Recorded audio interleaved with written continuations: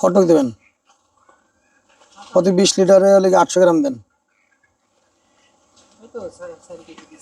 আর ওই গুড় দেন 800, গুড় দেন হলে গিয়ে 4 কেজি বা 20 লিটার 5 কেজি 100 লিটারে 4 কেজি।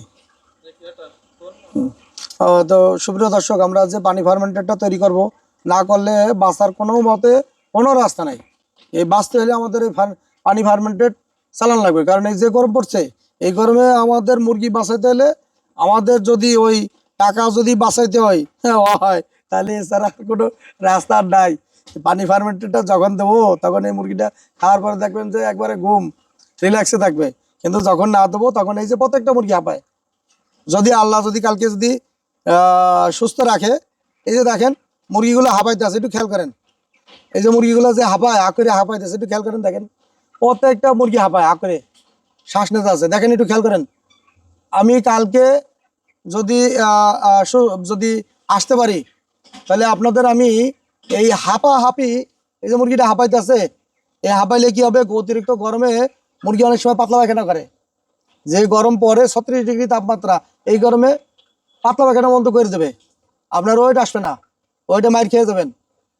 এই অতিরিক্ত গরমের শরীরে তাপমাত্রা অনেক বেশি। এমনিতেই মুরগির শরীরে তাপমাত্রা 110 ডিগ্রি তাপমাত্রা থাকে, পাতলা মারে। আচ্ছা যাক, ওই আপনি দেন, ইস্ট দেন। আমি পানি ফার্মেন্টেডের নিয়মটা একটু বলে দিই।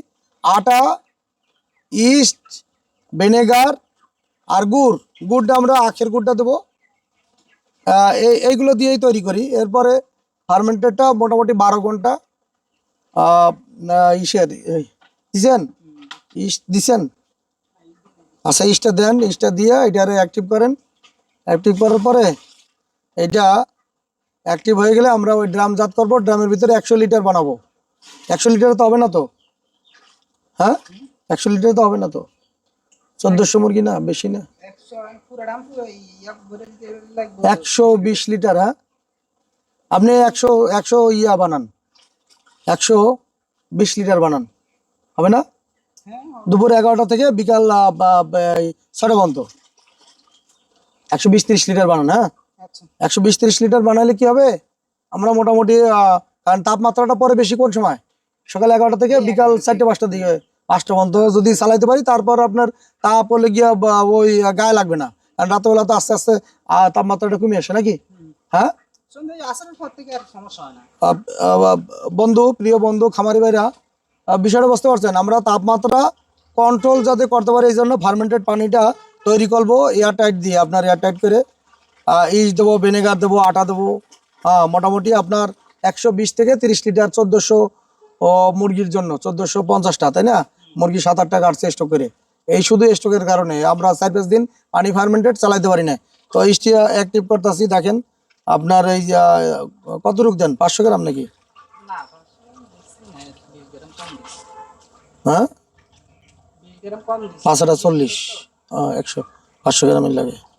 120 লিটার বানালে 500 গ্রাম এই আচ্ছা যাই হোক, লাগলো, কিছু করার নাই। এখন আমরা এই ইস্টটা এবারে অ্যাক্টিভ করবো, অ্যাক্টিভ করে রেখে দেবো, আপনার ওই 15 মিনিট রেখে দেবো, এটা অ্যাক্টিভ হবে। কারণ গুড় দিচ্ছি, গুড়ের কারণে অ্যাক্টিভ হওয়ার কারণে যখন এটা অ্যাক্টিভ হয়ে যাবে তখন আমরা ড্রামে দেবো। ড্রামে দিয়ে আটা দিয়ে পানি দিয়ে সুন্দর মতো মিক্সার করে রেখে দেবো। ম্যাক্সিমাম কয় ঘন্টা? 7 ঘন্টা। 7 ঘন্টা পরে 7 ঘন্টা পরে 7 ঘন্টা পরে আমরা এটারে খুলবো, খুলে এটা লাড়া দেবো, গোটা দিয়ে লাড়া দেবো, গ্যাসটা বাইর করে দেবো। গ্যাসটা বাইর করে দিয়ে সকালবেলা মোটামুটি 10টা-11টার দিকে তাপমাত্রাটা যখন একটু বাড়বে তখন আমরা আপনার পানিটা মুরগিগুলোর দিয়ে দেবো। তাপমাত্রা বেশি হয়ে গেছে, যখন পানি দিয়ে দেবো মুরগিগুলোরে আপনার এই ইয়ার সাথে পুরা মুরগিগুলোর, তখন ওরা খাওয়ার পর একটা রিল্যাক্সে থাকবে, ঘুম আসবে, ওই গরমটা আর কি গায়ে লাগবে না, অনুভবও করতে পারবে না। এরপরে আমরা আগামীকালকে এই যে হাঁপাহাঁপি মুরগি হাঁপাইতে আছে, এটা তো আপনাদের চোখের সামনে, যে সন্ধ্যা হয়ে গেছে এখনো মুরগি হাঁপায়, এটা আপনাদের দেখাই দিলাম যে মুরগি হাঁপাইতে আছে। কালকে যদি আল্লাহ যদি বাঁচায় রাখে, আর যদি কালকে সুস্থ মতো আসতে পারি, তাহলে আপনাদের কালকে দেখাবো যে মুরগি হাঁপায় না, ঘুমায়। এই যে ফ্যান চলতেছে না, ফ্যানও বন্ধ থাকবে। তো আমাদের এখন পানি দিয়ে দিচ্ছেন, ওই যে 15 মিনিট আমরা অ্যাক্টিভ করবো, 15 মিনিট পরে দিয়ে দেবো। এরপরে কালকে সকালবেলা আমরা ফিডের সাথে এই যে প্রিমিক্স মেডিসিন, একটা mixer, feed grade premix medicine, এইটা আমরা মিক্সার করে ফিডের সাথে দেবো। প্রতি কেজিতে 10 থেকে 12 গ্রাম দিই।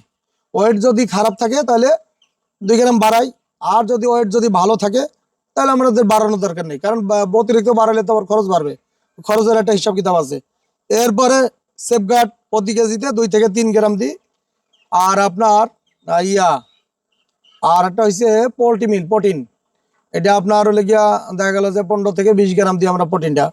এই আর প্রোবায়োটিক 16-17 দিন পর্যন্ত চালাই, এরপরে আর চালাই না, কারণ এরপরে লাগে না। আর 2+টা চালাই, যেহেতু এটা এই ফার্মেন্টেড 12 ঘন্টা আমরা করি, 2+টা চালাই মাঝে মধ্যে, যাতে টক্সিনের সমস্যা না হয়। আর এনজাইমটাও চালাই মাঝে মধ্যে, যাতে রুচি এবং টক্সিনের সমস্যাটা না হয়, এই জন্য এটা আমরা চালাই রাখি। তো এইভাবে চালাইলে পরে মোটামুটি আপনার এই মুরগি হাঁপাহাঁপি, এই যে হা করে শ্বাস নেওয়া, এগুলো থাকে না, আর এই মুরগি স্ট্রোকও করবে না। তো আপনাদের আমি প্রমাণ স্বরূপ সবকিছু চোখের সামনে দেখাই দিই, আপনারা দেখলে না দেখলে বুঝতে পারবেন না যে ভাই আমি কেন এই কথাগুলো বলতেছি। প্রত্যেকটা মুরগি হাঁপায় গরমে, কেন এই কথাগুলো বললাম, এই মুরগিগুলো স্ট্রোক করতো না যদি পানি ফার্মেন্টেডটা চালাইতাম। পানি ফার্মেন্টেডটা না চালানোর কারণে, ভুট্টা ফার্মেন্টেড না চালানোর কারণে কিন্তু ক্ষতিগ্রস্ত হইতেছে এই মুরগি। এতগুলা আপনার মুরগি, 1400-1500 মুরগি, সেইখানে মাত্র 2টা ফ্যান চলে। তা 2টা ফ্যান চলে, মাছার উপরে আছে, লিটারটাও নিচে চলে যায়, তারপর একটু খোলামেলা আছে।